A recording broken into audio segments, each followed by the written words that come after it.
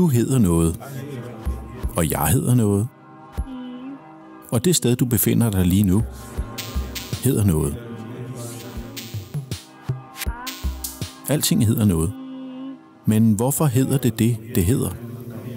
Hvorfor hedder vi det, vi hedder? Og hvad fortæller navnene om stedet, om historien og om den kultur og baggrund, vi selv kommer ud af? De spørgsmål bliver besvaret af videnskaben onomastik. Videnskaben er som et stort træ.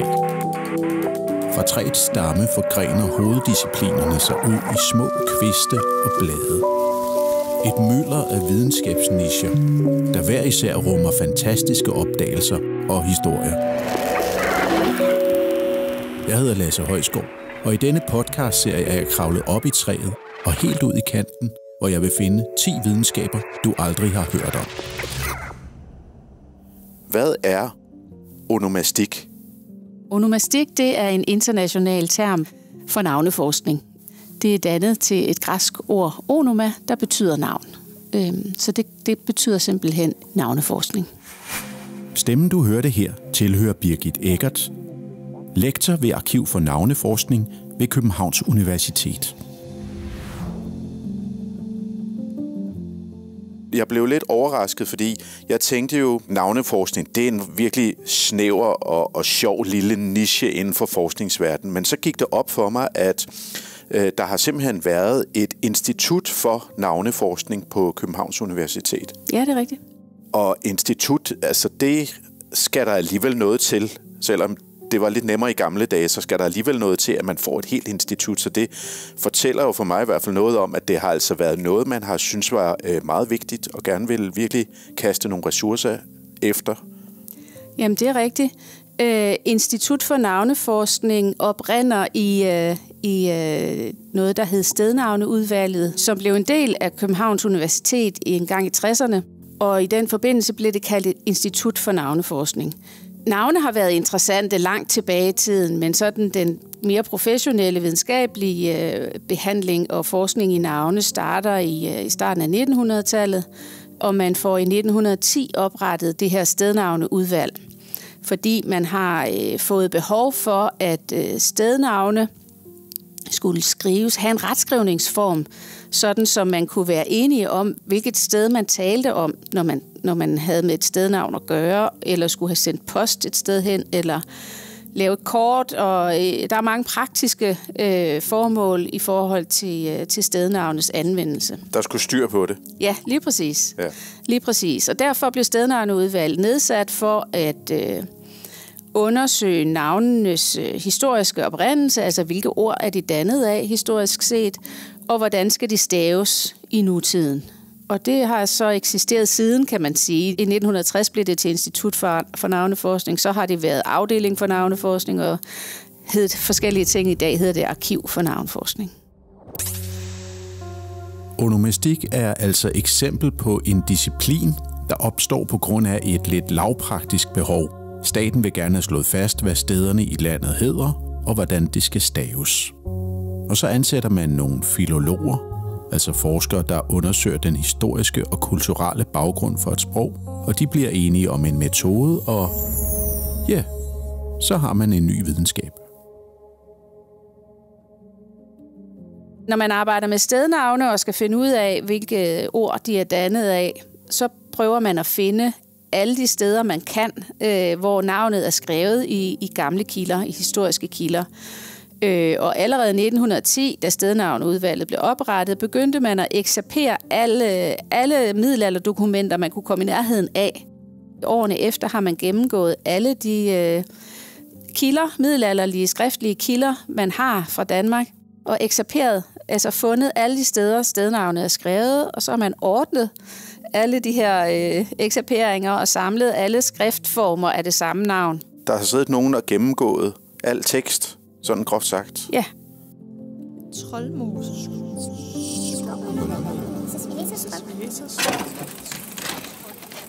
Lad os lige dvæle et sekund ved den arbejdsopgave. I dag er vi jo vant til digitaliserede dokumenter og AI-botter, der kan crawle gennem hele internettet på få sekunder.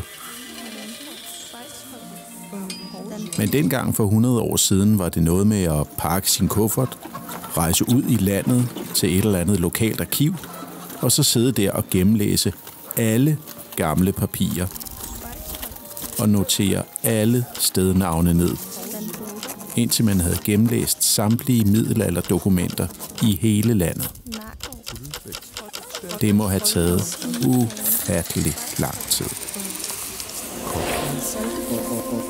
Byrum. Randevitag. Lise Svine. Blak. Gadskov. Kravnskov. Remmerne. Remmerskov. Skovenskov. Stoklok. Gåsbro. Der findes jo sådan en bogserie, som også fascinerer mig lidt. Jeg ser det lidt som navneforskningens svar på Sagrada Familia, altså den der kirke i Barcelona, som man begyndte at bygge en gang for mange år siden, og som man stadigvæk bygger på, fordi man bliver ligesom aldrig færdig. Og det samme har I, nemlig en bogserie, der hedder Danmarks Stednavne. Den startede i 1922, hvor at der var nogen, der gik i gang med at undersøge samtlige stednavne på øen Samsø. Hvor mange bind er det, man har fået lavet? 27 indtil videre. Hvor langt er man med at pløje Danmark igennem for stednavne? Cirka sådan rundt regnet 2/3. Okay. Man igennem, så mangler en 1/3. Okay. Og du har selv lavet det seneste nummer, som handler om Læsø. Ja.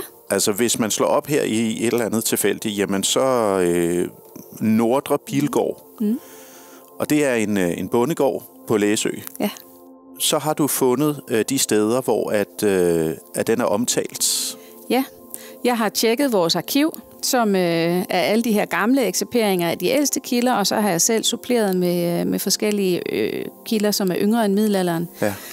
Og fundet skriftsteder med alle de her navne, og så forsøgt at lave en tolkning af, hvilke ord der de her navne er dannet af. Og alle stednavne har en eller anden historie? Ja, de må være givet af en grund. Et sted får navn, fordi der er brug for at kommunikere om det. Og den enkleste måde at gøre det på, det er ved at give det et navn. Ja. Det er helt automatiseret for mennesker at gøre. Der findes ingen folkeslag, som ikke bruger navne. Det er meget fundamentalt for mennesker at bruge navne. Hvor lang tid tager det? Altså, vi snakker altså om en bog her på et par 100 sider her med det hele om Læsøs stednavn. Hvad tager det at lave sådan en? Det tager i hvert fald et par år at lave sådan et bind. Okay. Men altså, det er en opgave, I tager alvorligt, kommer til at nå hele Danmark en gang? Ja, om 100 år? Nej, der går ikke 100 år. Vi er blevet mere effektive. Okay. I mange år handlede onomastik altså om stednavne, for det var den opgave, staten skulle have løst. Men senere kom der et andet blad på videnskabstræet, der viste sig at have meget mere folkelig interesse. Nemlig forskning i personnavne, og herunder personnavnes sociale betydning, det der også hedder socioonomastik. Personnavneforskning er faktisk født som en hjælpedisciplin til stednavnforskningen. Så ret tidligt bliver der lavet en ordbog, Danmarks gamle personnavne hedder den, som indeholder alle personnavne, der er overleveret i danske kilder frem til 1513. En fantastisk bog. Og så først op i 1960'erne eller sådan noget, begynder personnavneforskning at være en selvstændig forskningsdisciplin. Der blev ansat en til at være personnavneforsker. Endnu længere tid op, så begynder man at interessere sig for, hvor mange hedder de forskellige navne, og hvem er det, der hedder forskellige navne? Er der sociale forskelle? Er der geografiske forskelle? Er der forskellige alder og sådan noget? Og med det bliver socioonomastikken født. Altså, hvad fortæller navnene om vores samfund og de mennesker, der bærer navnene? De fortæller nemlig en hel masse om. Når man hører et navn, så danner man sig et billede af køn, alder, måske etnicitet, trosretning, hvilket land man kommer fra, og forskellige andre ting, social baggrund og den slags. Alt sådan noget kan man få et billede af gennem bare at høre et navn.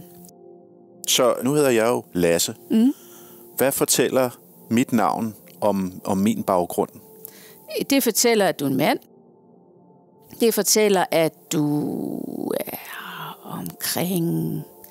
Hvis man skal sige, hvornår Lasse var mest brugt, så vil du være mellem 30-40 år. Du er nordisk. Lasse hedder man typisk i Danmark og Sverige, måske Norge. Du er nok sådan almindelig kristen til husbehov, som man normalt er i Danmark, eller som mange er i Danmark. Jeg troede lige, du skulle til at sige almindelig af bygning. Nej, det kan man så ikke se af navnet. Men mine forældre, siger det noget om mine forældre, hvad jeg hedder? Ja, det siger i høj grad noget om dine forældre, for det er jo dem, der har givet dig det navn. Det er jo dem, der har fundet på det. Og det fortæller om, hvad de har ønsket for dig, og hvordan de har set dig og forestillet, og hvilket liv de ligesom levede, og hvor de var i deres liv. Det fortæller en hel masse. Ja. Kan navne sige noget om en social status, for eksempel? Er der nogle dele af samfundet, som er mere tilbøjelige til at give en type navne end andre? Det ved vi ikke så meget om i Danmark, men der er noget, der tyder på det. Jeg har en kollega, som i sin PhD-afhandling for nogle år siden fandt ud af, at der er meget med de her særlige og specielle navne i navngivningen i dag.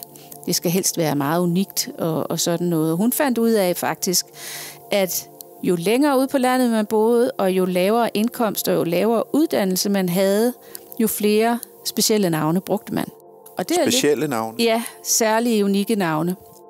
Som, hvad kunne det være? Ja, det er så alt muligt. Sol, eller? Ja, bare meget sjældne navne. For mig var det en lille smule overraskende, fordi jeg egentlig havde forestillet mig, at det var sådan mere den kreative klasse ude på Østerbro, der brugte de her navne. Ikke? Det er præcis, hvad jeg også havde forestillet mig. De har ikke bonget ud i den undersøgelse, de her mennesker fra Østerbro. Nej. Så det kan være, at man skal lave flere undersøgelser, men det er faktisk meget interessant. Havde hun nogen sådan fortolkning af, hvorfor at den gruppe mennesker vælger specielle navne?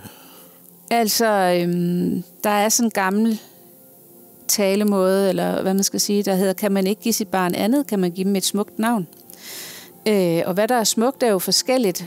Og måske er folk, som ikke har høj social status og lang familiebaggrund og sådan noget med navne, der går igen i familien og sådan noget. Man har ikke det samme krav om socialt eller implicit i familien og det miljø, man er i, at man skal opkalde efter familiemedlemmer og sådan noget, så man har mere frit spil.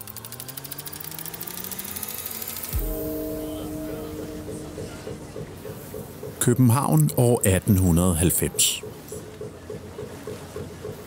På Larsens Plads i Københavns Havn ligger en af Tingvallerlinjens store passagerskibe. Røgen buldrer op ad den store skorsten, og på kajen foran er et mylder af mennesker, hestevogne og fragt, der skal ombord på skibet. Om kort tid skal skibet afsted på sin rejse, der først går til Christiania i Norge og siden til New York.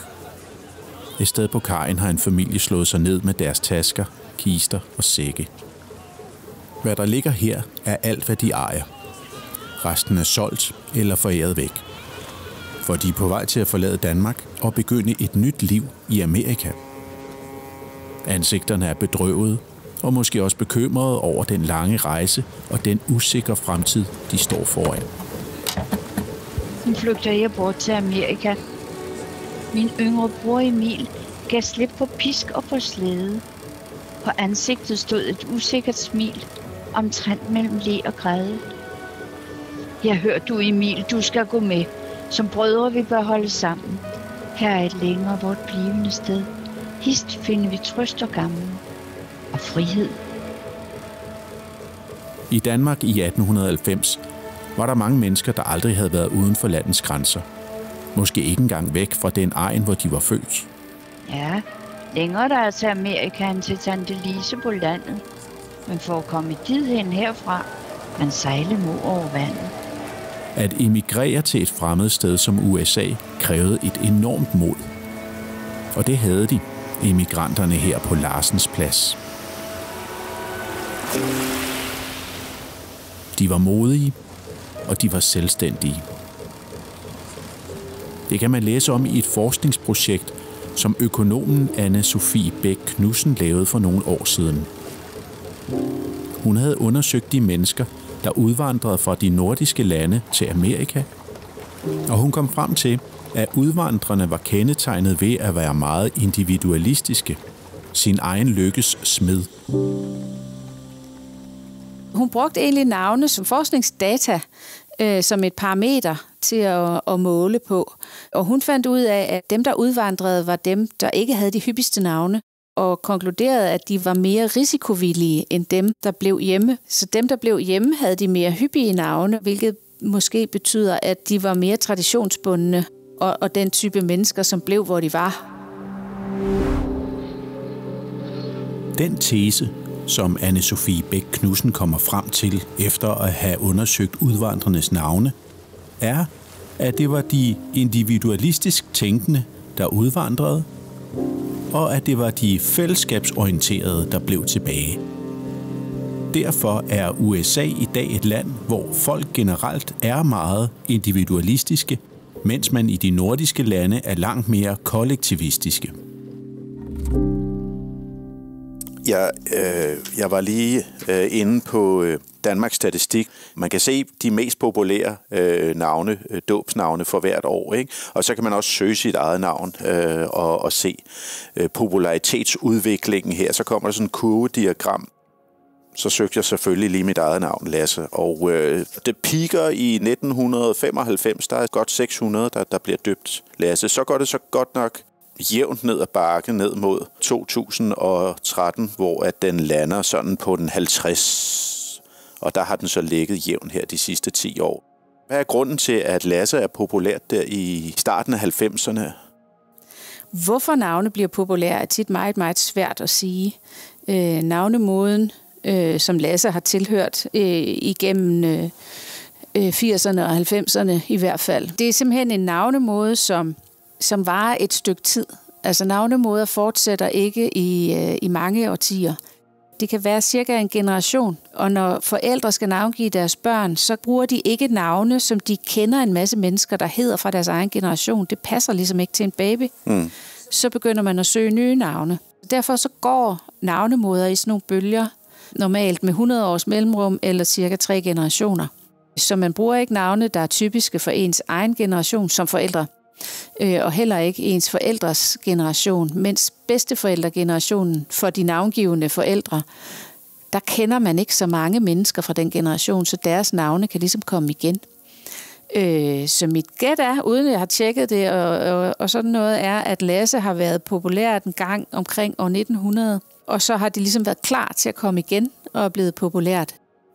Navne bliver så ikke bare populære, fordi at det er 100 år siden, de var populære sidst. De skal også ligesom lydligt være navne, som passer ind i den navnemåde, man har. Navnemåden er meget lydlig. Altså det handler om navne, man synes er pæne, og det skifter lidt, hvilke lyde man ligesom synes er pæne. Ja. Og Lasse er faktisk lidt sjov, fordi i den periode, Lasse har været populært, og frem til i dag, der har de fleste drengenavne været navne, der endte på en konsonant. Mathias og Lukas og gerne det der AS. Ja. Mens Lasse og Malte, tror jeg, har været de eneste, der har endt på en vokal i mange, mange år. Nu er der begyndt at komme nogle drengenavne, der ender på Å. Hugo og Leo og Otto og sådan nogen. Så når Lasse falder efter år 2000, så er det simpelthen bare fordi, det har været på mode for længe. Men Birgit, så er der jo dit navn. Ja. Birgit, og det har jeg altså også printet statistikken ud, og den er jo noget mere begrædelig at kigge på. Fra 99 og frem til i dag, der er der, skriver 0, som har døbt deres barn Birgit. Ja. Jeg ved ikke, om det passer med, at det var der, du begyndte at udgive dine akademiske skriblerier, så stoppede det. Det kan godt være, det har sammenhæng. Hvordan forklarer du, at det er så lidt populært at hedde Birgit? Det har 2 forklaringer. Birgit var et modenavn i Danmark i 40'erne og 50'erne. Jeg er født også i 73, der var det ikke et modenavn. Så jeg kender faktisk ikke rigtig nogen på min egen alder, der hedder Birgit. Så det har ligesom udstået sin popularitetsperiode der i 50'erne og 10'erne omkring, og det er simpelthen ikke klar endnu til at blive et modenavn igen. Og spørgsmålet er så, om det bliver det, når det ligesom når alderen til, at det kunne være klar. Fordi det lydligt slet ikke passer ind i den navnemode, der er for pigenavne nu. De fleste pigenavne i dag er 2 stavet og ender på A. Der er begyndt at komme nogle flere endelser i pigenavnene. De skal helst være korte og være fyldt med vokaler. Ellen og Karen kan godt bruges i dag, men ikke sådan et, der ender på IT. Der er heller ikke nogen, der hedder Margit eller Berit, som der også var dengang.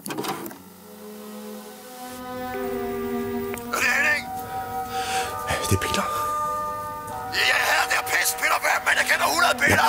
Ja, Peter, du ved, Peter. Altså, man hader lidt det der, at man kommer ned i vuggestuen og med sin lille barn der, og så finder man ud af, at der er sgu 3, der hedder det samme.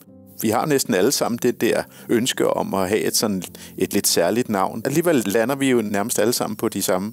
Altså for det første, så har man de samme input generationsmæssigt, som jeg talte om lige før. Man kender folk af nogenlunde samme alder, når man er i den fødedygtige alder, hvor man får børn og navngiver dem.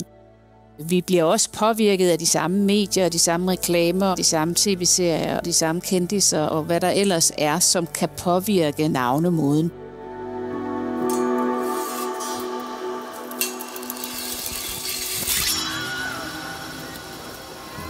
For godt 1000 år siden blev danskerne omvendt, frivilligt eller ufrivilligt, til kristendommen.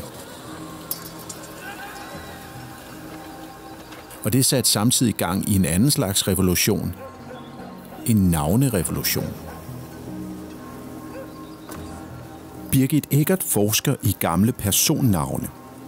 Og her kan hun se, hvordan kristendommen langsomt, men sikkert, har fået tag i os danskere og i vores navne.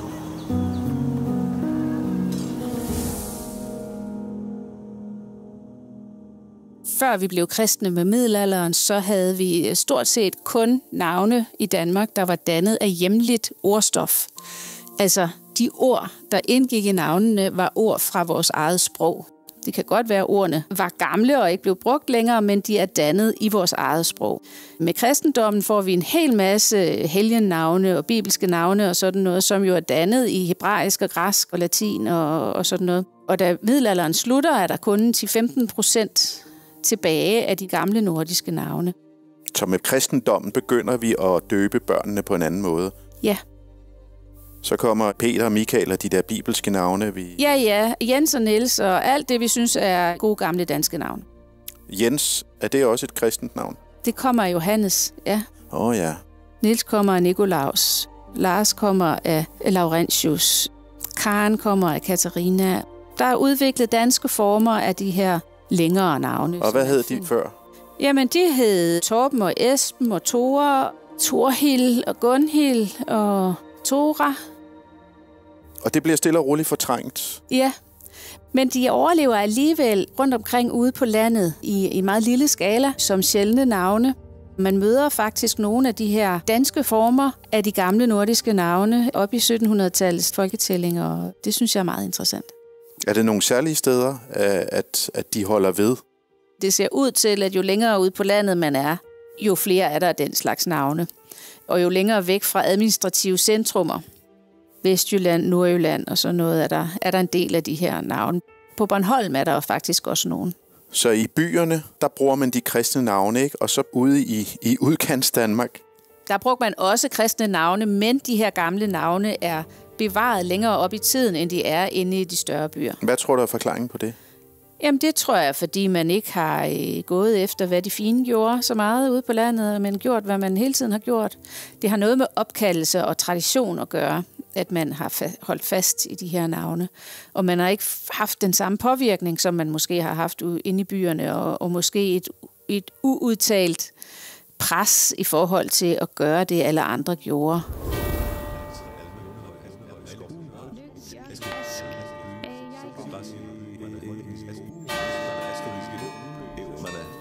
Måske hedder du Asbjørn.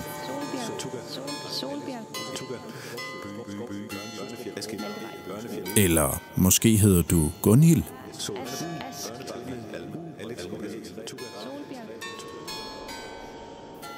Og så går du måske og tror, at du er blevet døbt med et rigtig urgammelt dansk navn.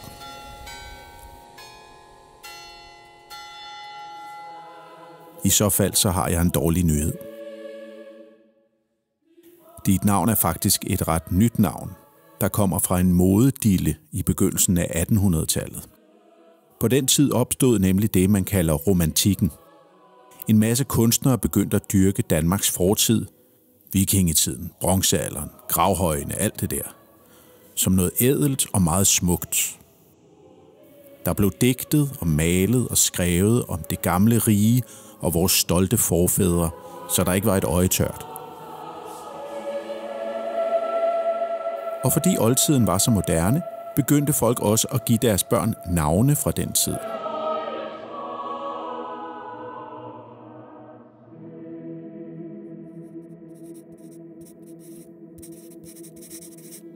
Men de navne, de brugte, var nogle, de havde fra danske oversættelser af de gamle islandske sagaer. Det var altså ikke navne, man havde brugt i Danmark dengang for 1000 år siden. Det var islandske navne i nydanske versioner.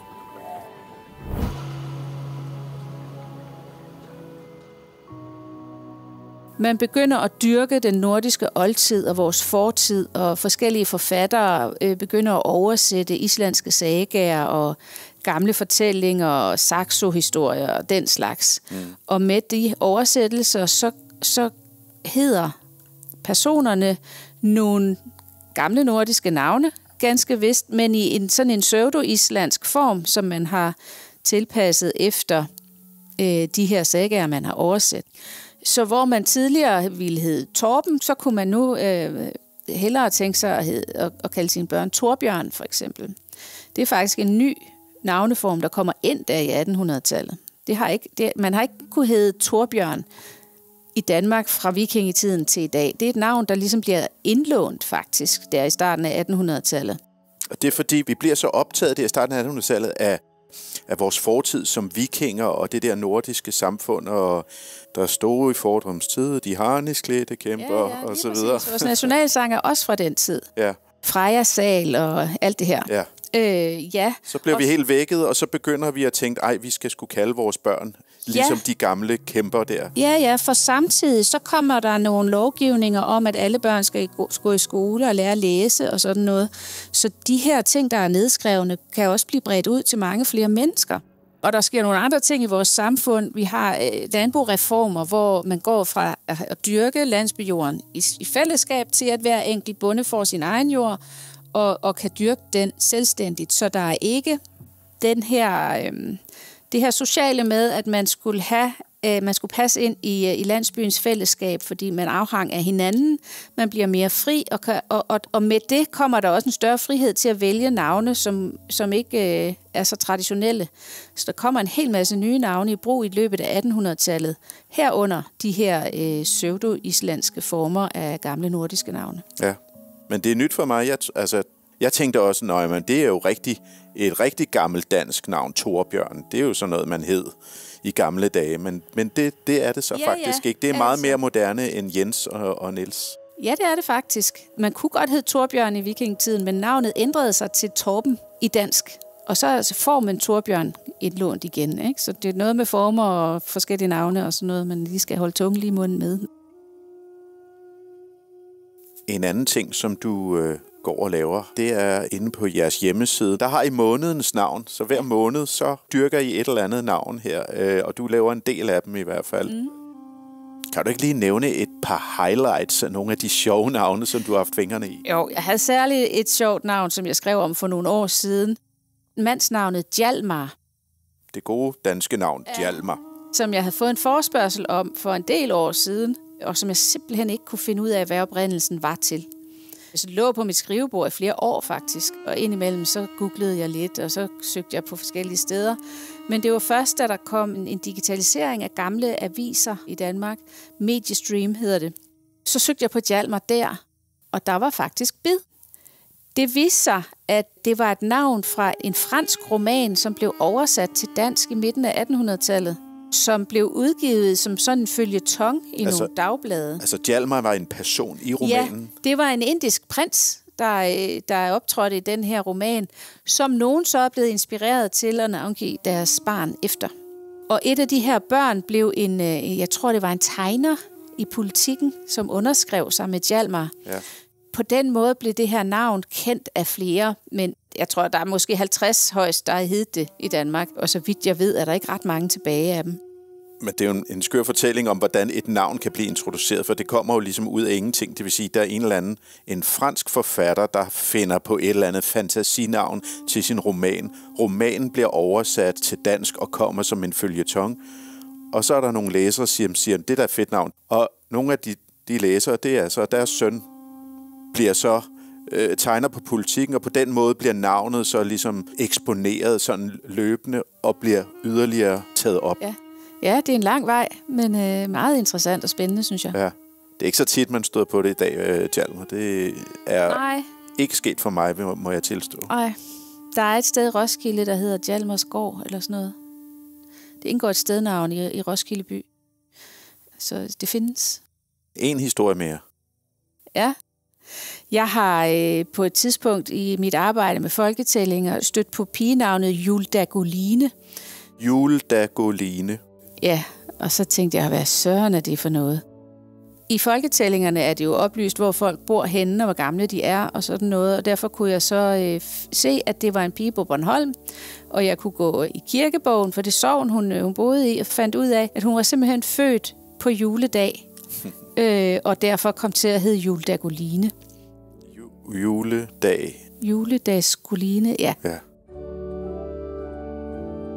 På Bornholm på det tidspunkt var der nogle piger, der hed Julda, og der var nogle piger, der hed Goline. Og så har man simpelthen sat det sammen til Juldagoline i anledningen af den dag, hun blev født. Faktisk er der også nogle drenge på Bornholm, der hedder Jul, fordi de er født juleaften. Så det er jo noget, man har haft en lille ting med på Bornholm i 1800-tallet. Men jeg tror, hun er den eneste nogensinde, der har heddet sådan. Ja, et enestående barn. Ja. Et enestående menneske i Danmark.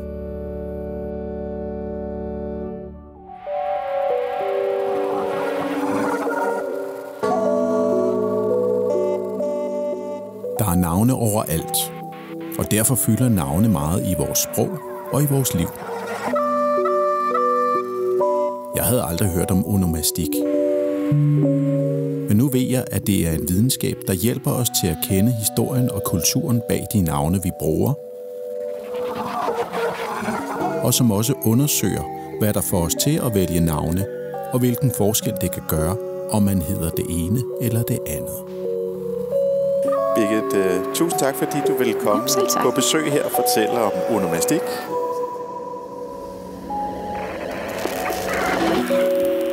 Du har lyttet til 10 videnskaber, du aldrig har hørt om. Podcasten er produceret af Akademikerbladet med støtte fra Carlsbergfondet. Lyddesignet er lavet af Lasse Laurentius Nolsø Lund, og jeg selv hedder Lasse Højskov. På genhør.